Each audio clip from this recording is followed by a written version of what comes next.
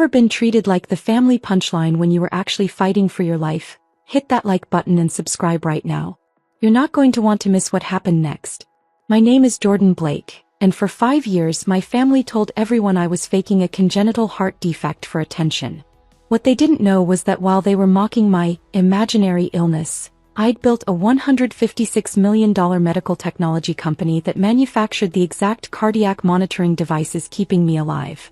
And the cardiac surgeon they humiliated me in front of?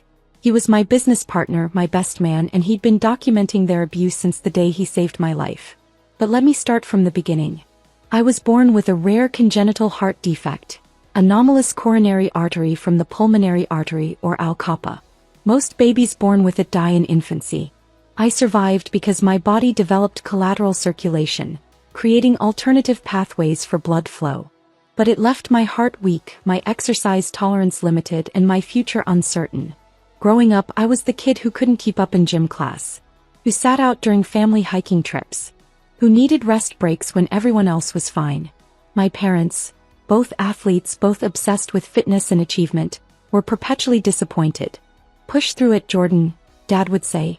"Pain is weakness leaving the body." Mom was worse. "You're letting your condition define you. Other kids with worse problems still play sports." My younger brother Kyle was their golden child.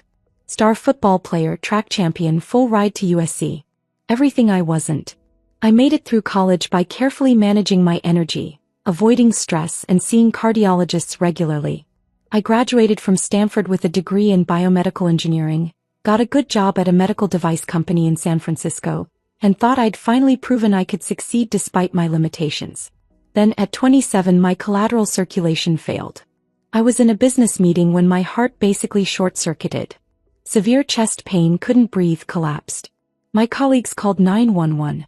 I woke up in UCSF Medical Center with Dr. Marcus Chin, chief of cardiac surgery, explaining that I'd had a critical ischemic event and needed emergency coronary artery bypass surgery. "Your heart's been compensating for 27 years, Dr. Chin explained. But the collateral pathways have degraded. Without surgery you'll have another event within weeks. It will likely be fatal." I had the surgery. 5 bypasses. 18 hours in the OR. Dr. Chin literally rebuilt the blood supply to my heart. I called my parents from the cardiac ICU the day after surgery, still intubated, communicating through writing because I couldn't speak yet. Dad's response when he finally visited 3 days later? "Well, at least now you have a real excuse for being out of shape." Mom added, "The surgery's done. You should be fine now. No more dwelling on your heart." Kyle didn't visit at all. He texted, "Sucks bro, but I've got finals. Catch you when you're better." That should have been my warning. The surgery was successful, but recovery was brutal. I needed cardiac rehab, intensive monitoring, medication adjustments, lifestyle modifications. I had to quit my job. The stress levels were literally life-threatening for someone with my cardiac history. I moved back to Sacramento to recover near family. Catastrophic mistake. Within a month, the narrative shifted from "Jordan had necessary surgery" to "Jordan is milking his surgery for attention." I had to wear a cardiac event monitor, a device that continuously tracked my heart rhythm and would alert emergency services if I had another event. It was visible under my shirt, wires leading to electrode patches on my chest. Kyle started calling it my victim badge. At family dinners he'd point at the monitor bulge under my shirt and laugh. "Still wearing that thing? Dude, the surgery was 6 months ago. Move on." Dad began questioning whether I really needed the monitor. "The doctor said you're recovered. Why are you still acting disabled?" "I'm not acting disabled. I have a legitimate cardiac condition that requires monitoring," I explained for the 100th time. "You're 28 years old," Mom said. "Your brother runs marathons. You can barely walk upstairs without complaining. Maybe if you exercised more." Exercise could trigger another cardiac event. My cardiologist specifically. "Your cardiologist is probably just covering himself legally," Dad interrupted. "Doctors always exaggerate risks." They started refusing to accommodate my medical needs. When I asked if we could avoid the Brazilian steakhouse for dinner, the high-fat, high-sodium menu was dangerous for cardiac patients. Dad said I was controlling the family with fake restrictions. When I had to cancel on Kyle's birthday party because I'd had an arrhythmia episode and needed to stay near medical facilities, Mom told extended family I'd bailed because I'm jealous of Kyle's success. The worst part was how they treated my cardiac events. I had 3 significant arrhythmia episodes in the first year post-surgery. Each time my monitor alerted emergency services. Each time I ended up in the ER for monitoring and medication adjustments. Each time my family acted like I was staging medical emergencies for attention. After the third event, which happened at a family barbecue when Dad insisted I help move heavy furniture despite my protests, Mom actually said to me in the ear, "If you were really having heart problems, you'd be in worse shape. You're conscious and talking. This is anxiety, not cardiac." The ER cardiologist overheard. "Ma'am, your son's monitor recorded ventricular tachycardia lasting 43 seconds. That's a life-threatening arrhythmia. He's lucky he's conscious." Mom just rolled her eyes. That was 3 years ago. That's when I stopped telling them anything real about my life. What my family didn't know was that those ER visits and cardiac events taught me something crucial. Existing cardiac monitoring technology was inadequate. The monitor I wore was clunky, uncomfortable, obvious, and had a 15-second delay in emergency alerts. 15 seconds might not sound like much, but in ventricular tachycardia, 15 seconds can mean brain damage or death. I could design something better. During my recovery periods, the hours when I felt well enough to focus, I worked. I used my biomedical engineering background and my intimate knowledge as a cardiac patient to design a next-generation cardiac monitor. Smaller, more accurate, faster alert times, integrated with both emergency services and personal smartphones. I called it CardioGuard. I built a prototype using my savings and a small business loan. I tested it on myself. I was already being monitored constantly anyway. The device caught arrhythmias 3 seconds faster than traditional monitors. 3 seconds that could save lives. I reached out to Dr. Chin, the surgeon who'd saved my life. He was immediately interested. "Jordan, this is revolutionary," he said, examining my prototype. "The delay time in current monitors is one of the biggest challenges in cardiac event prevention. If you can reliably cut that to 3 seconds, you'll change cardiac care." Dr. Chin became my mentor, my medical advisor, and eventually my business partner. He helped me navigate FDA approval processes, connected me with investors interested in cardiac technology, and introduced me to other cardiac patients willing to test CardioGuard. He also started documenting something else: my family's medical abuse. "Jordan, the stress they're putting you under is dangerous," Dr. Chin said during one of my follow-up appointments, 6 months into development. "Psychological stress is a major trigger for cardiac events in post-surgical patients. I've reviewed your event monitor data. All 3 of your significant arrhythmias occurred during or immediately after family interactions." He showed me the data. My heart rate would spike during family dinners. My rhythm would destabilize when my parents called. The barbecue incident where Dad made me move furniture? My monitor had recorded dangerous heart rhythms for 2 hours afterward. "This isn't just family conflict," Dr. Chin continued. "This is medical neglect. They're creating conditions that trigger life-threatening events, then mocking you for having those events. In California, that's elder abuse law territory. You're a dependent adult due to your disability." "They're my family," I protested weakly. "Family doesn't endanger your life and call it motivation," Dr. Chin said flatly. "I'm documenting everything. If they ever push this too far, you'll have evidence." Meanwhile, CardioGuard was succeeding beyond my projections. Clinical trials showed 47% reduction in cardiac event fatalities among users, almost entirely due to faster emergency response times. We received FDA approval within 18 months. Within 2 years, we had contracts with 12 major hospital systems. I hired a team of 8 employees, several of whom were cardiac patients themselves. I structured the company to allow flexible work schedules around medical needs. No one should have to choose between their health and their livelihood. Within 3 years, CardioGuard Medical Technologies was valued at $156 million. We'd manufactured over 50,000 monitors. We'd saved an estimated 237 lives through faster emergency response. My personal wealth reached $3.4 million annually between salary and stock options. I bought an accessible condo near UCSF Medical Center, close to emergency care, elevator building, cardiac rehab facilities nearby. Dr. Chin became more than a business partner. He became my best friend, the brother I wished I'd had instead of Kyle. And I told my family nothing. Why? Because I needed to know if they'd love me without success. If they'd believe my heart condition was serious even when I wasn't rich. If they'd support me when they thought I had nothing to offer. I already knew the answer. But I wanted to watch them prove it one more time. The wedding invitation came 18 months ago. Kyle was marrying his college girlfriend, Amber. A sweet woman who'd always been kind to me, who seemed unaware of how my family treated me. The invitation came with a note from Mom. We expect you to attend without making it about yourself. No medical equipment visible, no talk about your condition, and please try to look healthy. This is Kyle's day. I almost declined. But Dr. Chin convinced me otherwise. Jordan, I've been documenting their abuse for 3 years, he said during my quarterly cardiac checkup. The stress-triggered events, the mockery, the medical dismissal. I've got 22 documented instances where their behavior directly correlated with dangerous cardiac events. He showed me the file. It was extensive. Recorded phone calls where Dad questioned my need for monitoring. Text messages from Mom suggesting I was addicted to victim status. Social media posts from Kyle mocking his invalid brother. I want to go to this wedding, Dr. Chin said. Not as your doctor, as your friend. Kyle doesn't know I'm your surgeon or business partner.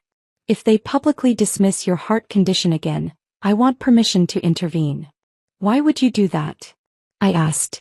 Because you're my friend. Because what they're doing is dangerous. And because I'm tired of watching families kill their disabled relatives through tough love. I gave him permission. I also told him he'd be my best man. At the wedding I'd someday have, when I found someone who loved me despite my heart condition. He laughed. Deal. But first, let's make sure you survive your brother's wedding. I also contacted my lawyer, Elizabeth Park, who'd helped structure my company. I need you on standby at the wedding. If things go the way I think they will, I'm finally ready to set boundaries. Elizabeth had been pressuring me to pursue legal action for over a year. She'd compiled evidence of fraud. My parents had opened credit cards in my name during my recovery period, racking up $63,000 in debt. They'd claimed it was for medical expenses they'd paid. They hadn't paid a single medical bill for me. I'll be ready, Elizabeth said. One call and I'll bring the documentation and the authorities. The wedding was held at a vineyard in Napa Valley. 200 guests, extended family, friends, Kyle's football teammates, Amber's sorority sisters. I wore a suit tailored to hide my cardiac monitor, though the device was still visible if he knew what to look for. I couldn't remove it. My cardiologist's orders were non-negotiable. One missed event could be fatal. Dr. Chin arrived with his wife, Dr. Sarah Kim, a neurologist. Kyle had met Dr. Chin once at a Stanford alumni event and invited him, having no idea he was my surgeon. Kyle thought he was just networking with a prominent cardiac surgeon. Elizabeth was in a hotel 3 miles away with a police detective, Officer Rodriguez, who specialized in elder abuse and financial crimes. She'd been building a case based on my documentation. Your family has committed multiple felonies, Elizabeth had explained. Identity theft, financial exploitation of a dependent adult, reckless endangerment through medical neglect. The moment they publicly disparage your condition while you're wearing a medical device that proves its severity, we have grounds for criminal charges. I didn't want revenge. I wanted them to understand what they'd done. I wanted consequences that matched the harm. But I also wanted to be done. Drop a comment and let me know where you're watching from tonight. The wedding ceremony was beautiful. Kyle and Amber looked happy. I sat in the back monitoring my heart rate on my phone. The CardioGuard app showed real-time data. Elevated but stable. Weddings were stressful but manageable. The reception started smoothly. I found a table in the corner, away from the dance floor noise that could stress my system. Dr. Chin and his wife joined me, providing a buffer from family. Then Dad spotted me. He walked over with Uncle Frank and 2 of Dad's running club friends. Jordan, why are you hiding in the corner? Come celebrate with the family. I'm fine here. Less noise, better for my heart rate. Dad laughed. Your heart rate? Jesus, Jordan, you had surgery 5 years ago. When are you going to stop using your heart as an excuse to avoid life? Uncle Frank added, your brother ran a marathon last month. You can't even stand at your own brother's wedding. I have a congenital heart defect that required 5 bypass surgeries, I explained calmly. Standing for extended periods increases cardiac workload. My cardiologist. Your cardiologist is probably billing your insurance for unnecessary follow-ups, Dad interrupted.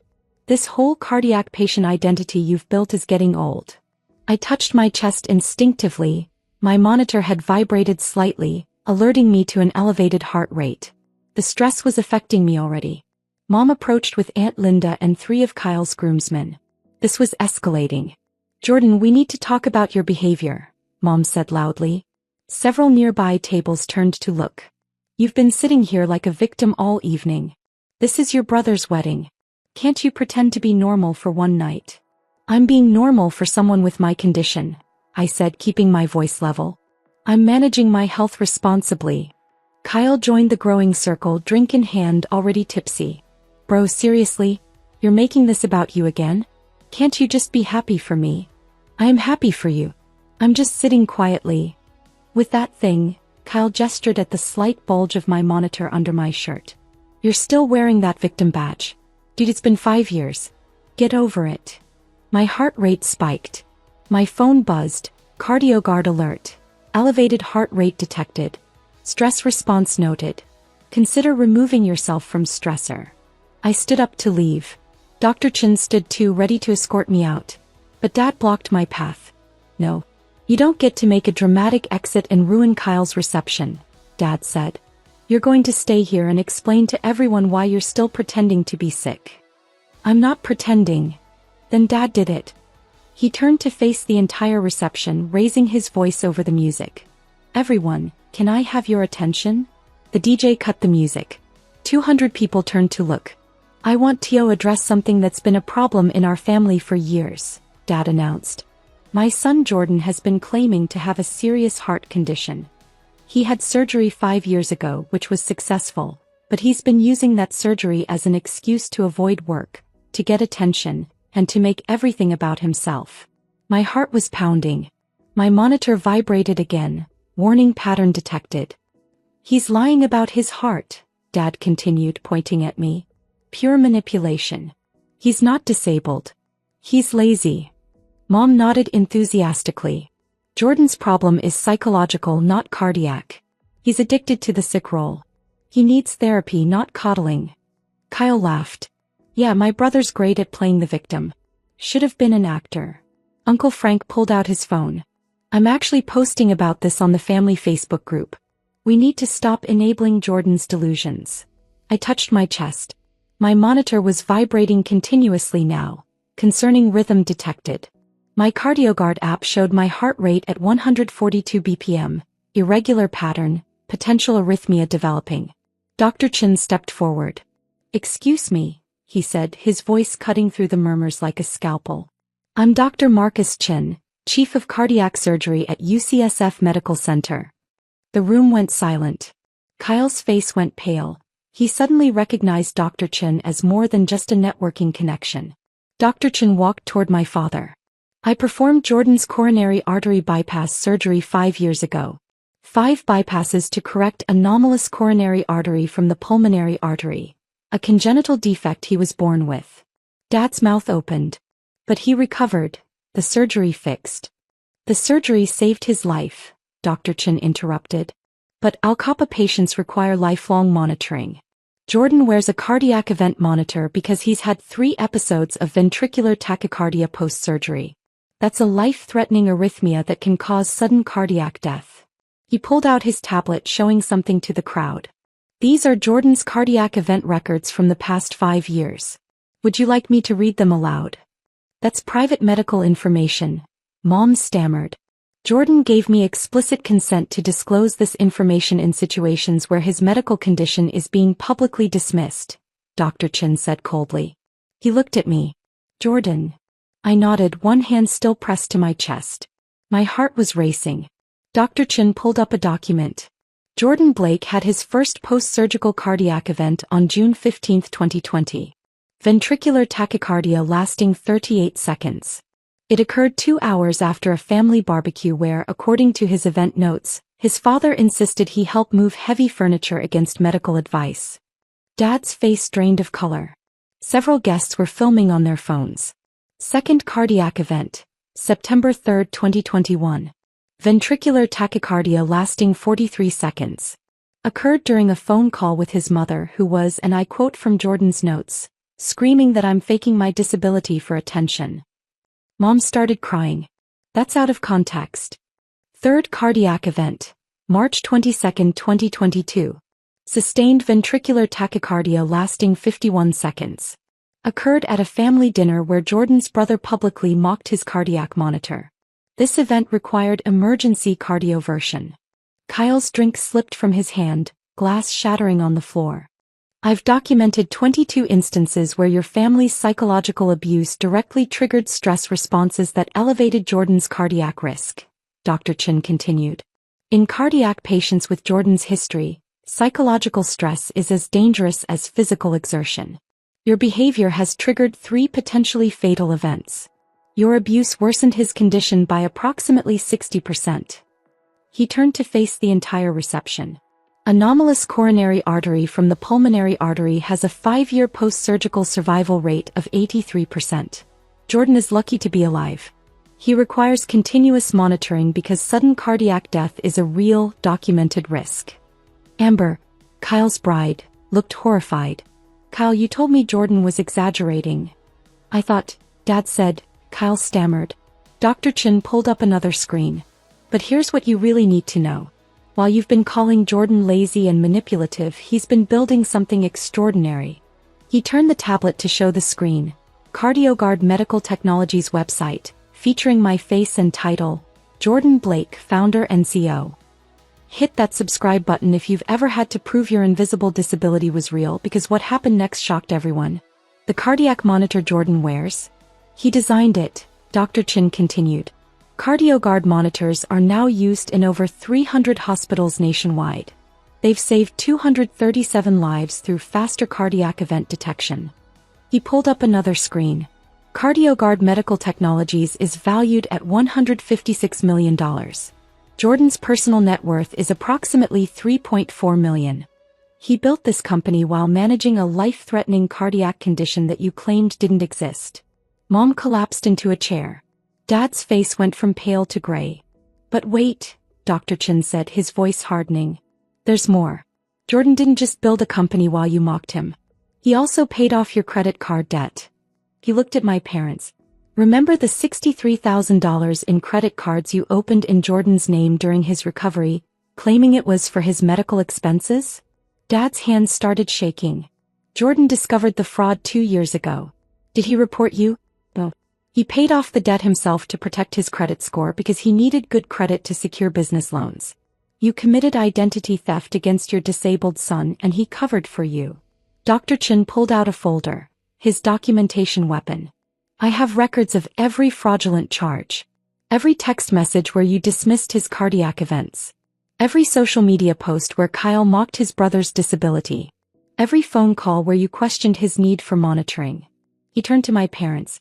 California Penal Code 368, Elder and Dependent Adult Abuse. Jordan qualifies as a dependent adult due to his cardiac disability. You've committed financial exploitation, physical abuse through medical neglect, and psychological abuse. These are felonies. Uncle Frank tried to slip away. Dr. Chin called after him. Frank Blake, you've posted on social media 37 times about Jordan faking disability. That's defamation and disability discrimination. California law allows civil action. My phone buzzed insistently. CardioGuard alert. Arrhythmia detected. Emergency services notified. Remain calm. Dr. Chin saw my screen. His face shifted from righteous anger to medical concern. Jordan, sit down. Now. I sat, my vision swimming. My heart was doing something wrong. I could feel it. That distinctive fluttering sensation I'd learned to recognize as ventricular tachycardia. Dr. Chin was beside me instantly, checking my pulse. Sustained VTach. Conscious but compromised. Sarah, call it in. His wife was already on the phone. This is Dr. Sarah Kim. We need paramedics at Meadowlark Vineyard, main reception hall. Cardiac patient in ventricular tachycardia. Conscious, monitor confirmed. Patient has Al-Kappa surgical history. The room erupted in chaos. Guests started backing away. Some were filming. Others were crying. My father stood frozen, watching his son having a cardiac event he just claimed was fake. Paramedics arrived within 4 minutes. The vineyard was required to have them on standby for events this size. They confirmed VTach, loaded me onto a gurney, started in 4. Dr. Chin rode in the ambulance, still in his wedding attire. "You're going to be fine, Jordan. Your monitor alerted us fast. You designed it well." Through the ambulance window I saw my family standing in the vineyard parking lot. Mom was sobbing. Dad looked like he'd aged 10 years. Kyle was arguing with Amber, who was clearly furious. I heard Dr. Chin on the phone. "Elizabeth? It's Marcus. It happened. Jordan's stable, but we're transporting to UCSF. The family just publicly dismissed his cardiac condition at a wedding reception, triggering a documented VTach episode. Time to make the calls." I was in the cardiac unit for 36 hours. The VTach was controlled with medication adjustments. Dr. Chin stayed the entire first night, partly as my doctor, partly as my friend. "That was the most dramatic best man speech I've never given," he joked when I was stable enough to laugh. While I was hospitalized, Elizabeth moved forward with everything.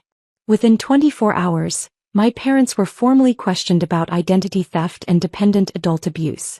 Officer Rodriguez had been waiting for exactly this scenario, a public incident where their abuse directly caused medical harm. Dad was arrested at his home. The charges: identity theft, felony; financial exploitation of a dependent adult, felony; reckless endangerment, misdemeanor. Bail set at $50,000. Mom was charged as an accessory: financial exploitation, psychological abuse of a dependent adult. Bail set at $25,000. Kyle wasn't charged criminally, but he received a cease and desist order for defamation and disability discrimination. His social media posts mocking my cardiac condition were compiled as evidence for civil proceedings. Within 48 hours, the story hit regional news. Family triggers son's cardiac event after publicly claiming heart condition was fake. Victim is multimillionaire medical tech CEO. The news footage included wedding guest testimony. Amber's maid of honor gave an interview. I watched Jordan's father publicly humiliate his son, claiming he was faking a heart condition. Then I watched that son collapse in cardiac arrest while wearing a medical monitor that proved everything was real. It was horrifying. Within 72 hours, Kyle and Amber's marriage was annulled. Amber filed the paperwork herself. According to mutual friends, she told Kyle she couldn't be married to someone capable of that cruelty toward family, especially disabled family. Uncle Frank's employer, a corporate HR firm, fired him after his defamatory Facebook posts went viral. Disability discrimination by an HR professional is terminally incompatible with our values, their statement read. Within 1 week, my parents' house went into emergency sale. The legal fees, bail, and restitution demands exceeded their savings. The house I'd grown up in sold at a 20% loss within 3 weeks. Within 2 weeks, extended family fractured. My mother's sisters cut contact with my parents. My father's brothers issued a public apology to me on Facebook and announced they'd be testifying in my favor if needed. Within 1 month, plea deals were offered. Dad pled guilty to identity theft and financial exploitation.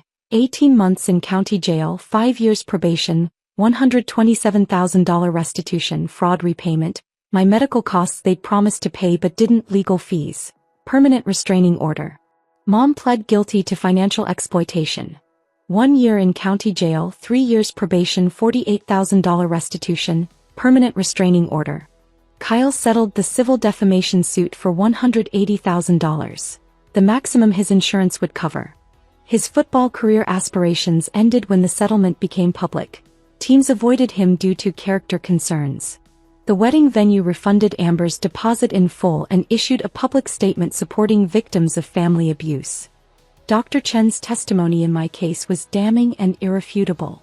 His documentation of stress-triggered cardiac events, his recordings of my parents dismissing my condition, his expert testimony about the medical dangers of their behavior. It destroyed any defense they attempted. It's been 11 months since the wedding. I haven't spoken to my parents or Kyle since the ambulance doors closed. The restraining orders remain in effect and I've never been more at peace. My parents served their jail sentences and are now on probation. Dad works as a warehouse supervisor. His finance career ended with the felony conviction. Mom works retail for the first time in her life. They live in a 2-bedroom apartment in the same complex where Uncle Frank now lives after his divorce. Kyle moved to Arizona to escape the stigma. Last I heard, he's working in construction and trying to rebuild his life. Amber remarried. Someone who apparently treats her better than my family treated me. My company continues thriving. We've expanded to 19 employees and launched CardioGuard 2.0 with AI-powered event prediction. Valuation reached $203 million. We've now saved over 400 lives through faster cardiac event detection. I'm dating someone I met through a cardiac support group. Alex has a congenital heart defect too, different from mine but equally serious. He understands the monitors, the medications, the limitations, the fear. He's never once questioned if I'm really sick enough to need accommodation. Dr. Chin remains my best friend and business partner. He's also my actual best man. I proposed to Alex 3 months ago and the wedding is next spring. Dr. Chin jokes that his speech will be much less dramatic this time. My extended family members who apologized have been allowed back into my life on a probationary basis. My aunts, my father's brothers, several cousins, they've proven through consistent action that they believe me, support me, and respect my boundaries. The relatives who stayed loyal to my parents? They're no longer part of my life. I don't miss them. My parents tried reaching out through their probation officer 4 times in 8 months. Each message was some variation of, "We understand now. We're so sorry. Please forgive us." I never responded. Forgiveness doesn't require reconciliation. 2 months ago, Dad had a minor heart attack. Ironic considering he spent years claiming heart conditions were exaggerated. Multiple relatives contacted me trying to guilt me into visiting. I sent flowers to the hospital. The card read, "Wishing you the medical support and family compassion you denied me. May your cardiac event monitor be more accurate than your perception of mine." I didn't visit. I don't plan to. Some people think I'm cruel. That family should forgive family. That I'm holding a grudge. But here's what those people don't understand. My family didn't just hurt my feelings. They triggered 3 potentially fatal cardiac events. They committed financial crimes against me while I was disabled. They created stress conditions that my cardiologist calculated worsened my cardiac outcomes by 60%. They didn't just refuse to believe me. They actively endangered my life and mocked me for nearly dying. I don't owe them forgiveness that looks like access. I don't owe them the comfort of knowing I've moved on, in a way that absolves their guilt. I owe myself protection. I owe myself a life surrounded by people who believe my cardiac monitor isn't a victim badge. It's a life-saving medical device. Last month I spoke at a cardiac patients conference. 300 people with congenital heart defects, all fighting for understanding, for accommodation, for dignity. I told them my story. I showed them the photo from Kyle's wedding. The moment Dr. Chin stood up, the moment my family's faces changed, the moment before I collapsed into VTach. And I told them what I wish someone had told me 5 years ago. Your cardiac condition is real. Your limitations are valid. And you don't owe anyone access to you while they're endangering your life. You're not lazy. You're not manipulative. You're not exaggerating. You're surviving with a heart that's literally trying to kill you, and that makes you stronger than they'll ever understand. Build your life anyway. Build your success anyway. Build your happiness anyway. And when they finally see your cardiac monitor was real all along, you don't have to look back. The room gave me a standing ovation. Those who could safely stand. Others raised their fists, their hands to their chests where their own monitors sat. A room full of people who understood. That's my family now. As for my biological family, I hear they're struggling. Dad's warehouse job barely covers their rent. Mom's retail wages aren't enough. Kyle's construction work is inconsistent. They lost everything. Their reputation, their financial stability, their son and brother. Because they chose denial over acceptance. Pride over empathy, mockery over medical reality. Sometimes I wonder if they finally understand that my cardiac monitor wasn't a prop. If Dad realizes the irony of having his own heart attack. If Kyle grasps that his brother's victim badge was actually keeping him alive. But mostly I don't think about them at all. I'm too busy living the life they said my heart was too weak to build. My company will generate $31 million in revenue this year. We'll save hundreds more lives through cardiac monitoring technology. We'll employ people with disabilities who bring expertise no able-bodied engineer could match. And I'll do it all while managing a congenital heart defect my family claimed was imaginary. That's not revenge. That's survival. That's proof that they were wrong about everything. I'm not a faker. I'm not a victim. I'm not manipulative. I'm a CO, a cardiac patient, a fiancé, a friend. I'm a person with Al Kappa who built something extraordinary despite everyone saying my heart wasn't strong enough. And if my family ever sees this story, I hope they finally understand. You didn't break my heart. You tested it. And my heart, though damaged, though monitored, though one beat away from failure, was strong enough to survive you and build something you never believed possible. If you've ever had to prove your invisible disability was real to people who should have believed you from the start, tell me your story in the comments. What would you have done? Does any of this feel familiar? And if you're currently dealing with family who won't believe your chronic condition, document everything, get medical professionals on your side, protect yourself legally, and remember, your condition is real even if they deny it. Your success will be the validation they refuse to give. Subscribe for more stories about people who built empires while everyone doubted them. Because sometimes the best response to your faking is surviving long enough to prove them catastrophically wrong.